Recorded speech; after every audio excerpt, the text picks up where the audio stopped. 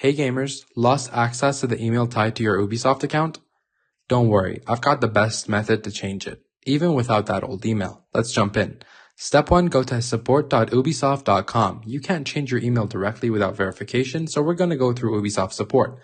Click Contact Us or Submit a Case. Log in if you can, or create a temporary account if you're logged out.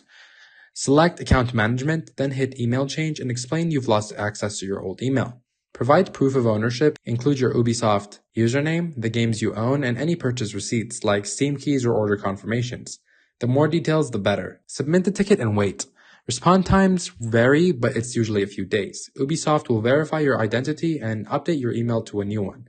Step 3. Be patient. Check your new email, including spam, for the reply. Once approved, log in with your new email and secure your account. Pro tip, enable two-factor authentication after to avoid this hassle again. That's it. You're back in action.